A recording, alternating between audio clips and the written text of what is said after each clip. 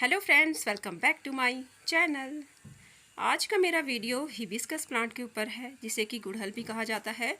और ये हिबिस्कस की हाइब्रिड वैरायटी है, जिसमें कि बहुत बड़े बड़े फ्लावर्स आते हैं और बहुत ही खूबसूरत लगते हैं।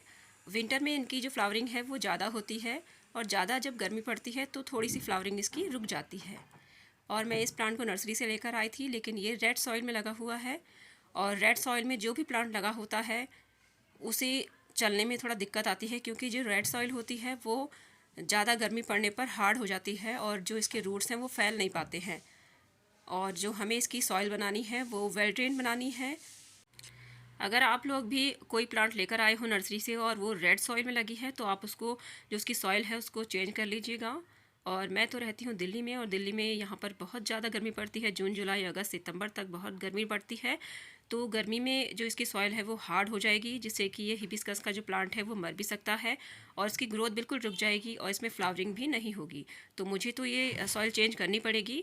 तो अगर आप जहाँ रहते हो वहाँ का टेम्परेचर भी दिल्ली जैसा ही है, तो आप लोग सॉइल को चेंज कर लीजिएगा। फिर भी चिकनी मिट्टी में जो प्लांट्स हैं उनकी ग्रोथ अच्छी नहीं होती है, आप उसको चेंज कर लीजिए तो अच्छा होगा। और ये देखिए, ये कितनी भुरभुरी जो सॉइल है, ये इसमें क्रिसैंथेमम के प्लांट लगे हुए थे, तो मैंने उसी का ही एक पॉट खाली किया है। तो ये बिल्कुल वेल ड्रेन सॉइल है।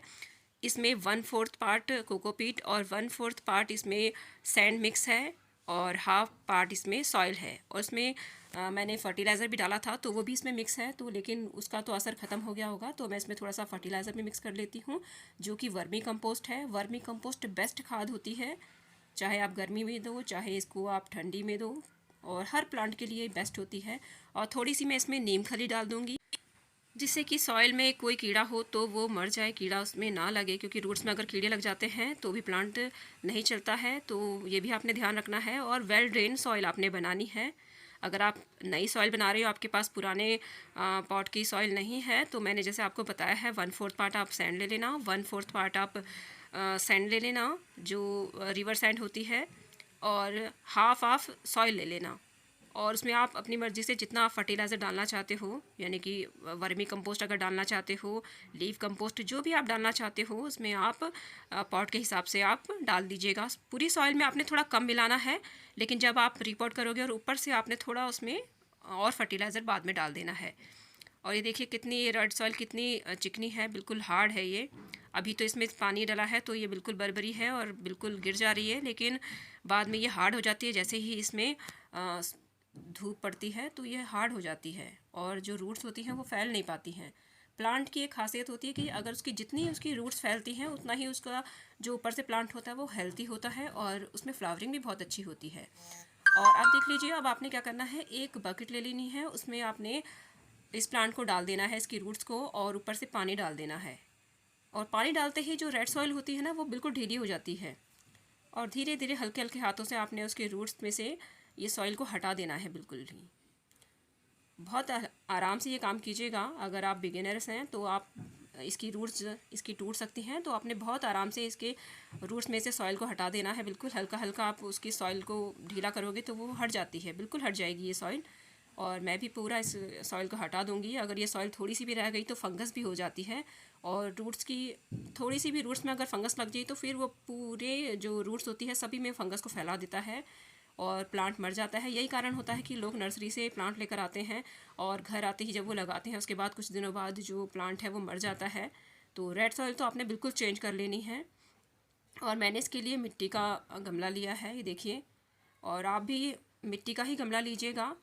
प्लास्टिक के पॉट थोड़ा वो जो गर्मी होती है वो ज़्यादा गर्म हो जाते हैं गर्मियों में, लेकिन हिबिस्कस जो प्लांट है उसको थोड़ी ठंडक भी चाहिए होती है। तो आपने रोज़, हिबिस्कस, ऐसे कुछ प्लांट हैं जो कि बहुत सॉफ्ट होते हैं, तो उनके लिए आपने मिट्टी के ही गमले लेने हैं। और कुछ प्लांट बहुत कॉस्टली भी आते हैं, जैसे हिबिस्कस, रोज़, इन सब के प्लांट कॉस्टली आते हैं, तो जब ये मर जाते हैं तो फिर बहुत दुख होता है। तो इसीलिए आप ध्यान रखिएगा कि मिट्टी के जो गमले होते हैं वही इन सब के लिए आप लीजिएगा, क्योंकि ये बहुत सॉफ्ट प्लांट होते हैं। और ये देख लीजिए, मैंने सॉइल भर दी है और थोड़ी सी मैं खाद भी इस पे बीच में डालती जा रही हूँ। और पूरी सॉइल में भी मैंने थोड़ी सी खाद मिलाई है, ज़्यादा नहीं मिलाई है, क्योंकि पूरी सॉइल में ज़्यादा खाद मिलाने का कोई फ़ायदा नहीं है। ऊपर से मैं खाद डाल दूँगी जिससे कि रूट्स को जो फर्टिलाइज़र है वो मिल सके। और जब भी आप पॉट में सॉइल भरें तो उसको दबा के भरिएगा, और जब प्लांट उसके ऊपर रख दो तो फिर हल्के हल्के हाथों से, क्योंकि रूट्स बहुत सॉफ्ट होती हैं, तो रूट्स के जगह पर आपने हल्के हल्के हाथों से ऐसे ही दबाना है, ज़्यादा हार्ड नहीं दबाना है। लेकिन उससे पहले जो आप सॉइल डालोगे उसको अच्छे से दबा के डाल देना है। अगर आप उसको दबा के नहीं डालोगे तो एयर पॉकेट रह जाते हैं, और ऊपर से आप जैसे ही पानी डालोगे तो वो कीचड़ जैसा हो जाएगा और जो प्लांट है आपका हिलने डुलने लगेगा। तो ये कारण भी होता है कि आपका जो हिबिस्कस का प्लांट है वो मरने लगता है। और 1-2 मुट्ठी आपने नीम खली ऊपर से डाल देनी है, और वर्मी कंपोस्ट भी आपने डालते जाना है। आपके पास जो भी फर्टिलाइज़र हो, ज़रूरी नहीं है आप वर्मी कंपोस्ट ही डालो, आप लीव कंपोस्ट भी डाल सकते हो, गोबर खाद भी डाल सकते हो, लेकिन गोबर खाद फुल्ली डिकम्पोस्ट होनी चाहिए। थोड़ा इसमें डाउट रहता है कि ये फुल्ली डिकम्पोस्ट है या नहीं, इसीलिए मैं तो लीव कंपोस्ट लेकर आती हूँ या वर्मी कंपोस्ट लेकर आती हूँ। और ये देख लीजिए DAP के कुछ दाने हैं, और इसमें नीम खली में मिक्स हो गए थे तो मैं इसमें डाल देती हूँ। और ये भी बहुत अच्छा फर्टिलाइज़र होता है DAP, जिससे कि इसके रूट्स अच्छे से फैलती हैं। और अभी अभी आपने इसका रिपोर्ट किया है तो उसमें अगर DAP के आप दाने डालते हो तो रूट्स बहुत अच्छे से ग्रोथ करती हैं और प्लांट मरता नहीं है। तो DAP के पैकेट आती है, ज़्यादा कॉस्टली भी नहीं आती है, तो आप ला कर रख सकते हो। इससे बहुत ही अच्छी फ्लावरिंग भी होती है। और अगर किसी के हिबिस्कस के प्लांट में फ्लावर्स नहीं आ रहे हैं तो वो DAP के दाने डाल दे 7-8, तो उससे फ्लावरिंग हो जाती है।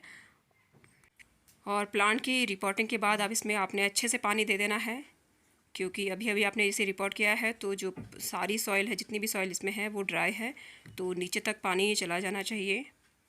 अच्छे से इसमें आपने अभी पानी दे देना है। और जो हाइब्रिड हिबिस्कस होते हैं उनमें थोड़ा सा पानी का आपने ध्यान रखना है, बाद में आप थोड़ा पानी कम दीजिएगा, ज़्यादा पानी दोगे तब भी इसमें फंगस लग जाता है।